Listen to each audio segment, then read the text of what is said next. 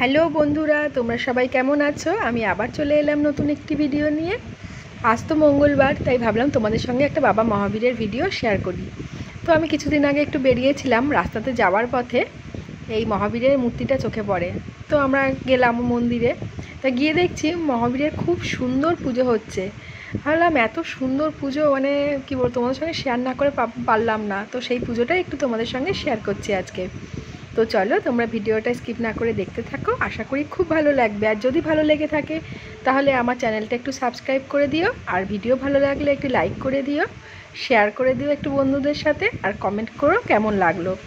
তো চলো দেখতে থাকো পুজোটা মহাবীরের কেমন হচ্ছে।